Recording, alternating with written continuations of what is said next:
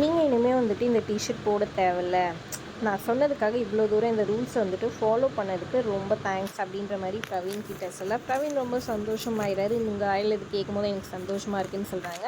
அடுத்ததான் நாமினேட் யாரெல்லாம் ஆயிருக்காங்கன்னு big pass வந்துட்டு அவங்க சொன்ன ரீசன்ஸ் எல்லாம் லைனாக சொல்லிவிட்டு ஃபஸ்ட்டு ஓட்டிங் படியும் வந்துட்டு சொல்கிறாரு. பாரு, கம்ருதீன், அரோரா, எஃப்ஜே, அப்சரா, ராம்யா, அதுக்கப்புறம் சபரி, கெமி, ஃபைனலாக திவாகர் அப்படின்னு சொன்னோன்னா திவாகருக்கு ஒரே சந்தோஷம். இப்போ தான் வந்துட்டு எல்லாருக்குமே வந்துட்டு இந்த ஓட்டிங் முறைப்படி கரெக்டாக வந்திருக்கு அப்படின்னு சந்தோஷமாக சொல்லிகிட்டு இருக்காங்க. ஆனாலும் நம்ம பாருக்கு ஒரு வருத்தங்க. என்னன்னு பார்த்தீங்கன்னா, நம்ம இவங்க வரலையே, கனியக்கா வந்துட்டு நாமினேஷனில் வரலையேன்னு ஒரே வருத்தமாக போயிடுச்சு. அவங்க கன்னிங் கேம் விளையாடுறாங்க அப்படி இப்படின்னு சொல்லி ஒரே புலம்பிகிட்டு இருக்காங்க. இதில் வந்து திவாகருக்கும் பாருக்கும் ஒரு கிளாஷ் ஆகிடுது. திவாகர் அதை புரிஞ்சுக்கிட்டு இதுதான் ஒரே கேரக்டராக இருந்தால் சில டைமில் இப்படி தான் கிளாஷ் ஆகும்.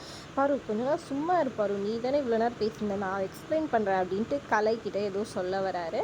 அப்புறம் இவங்க இப்படி பண்ணுறாங்க, அவங்க அப்படி பண்ணுறாங்கன்ட்டு எல்லாத்தையும் சொல்லிட்டு இருந்தாங்க. கெமி வரத்துக்கு நான் தான் காரணம், ரம்யா வரத்துக்கு நான் தான் காரணம்னு மாறி மாறி திவாகரும் பாரும் உண்மையே சொல்லிட்டு இருக்காங்க. கலை வந்துட்டு இது இப்படி முச்சான் அது அப்படி அப்படின்னு சொல்லிட்டு அவர் ஒரு பக்கம் சொல்லி இது பண்ணிட்டு இருக்காரு.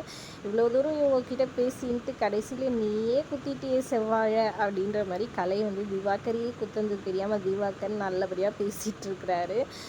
இப்படி பல சண்டைகளோட தாங்க நேற்று எபிசோட் போச்சு. நேற்று எபிசோட் எப்படி இருந்துச்சுன்னு மறக்காமல் கமெண்ட் பண்ணுங்கள். வீடியோ பிடிச்சிருந்தா லைக் பண்ணிக்கோங்க. தேங்க்ஸ் ஃபார் வாட்சிங் மக்களே.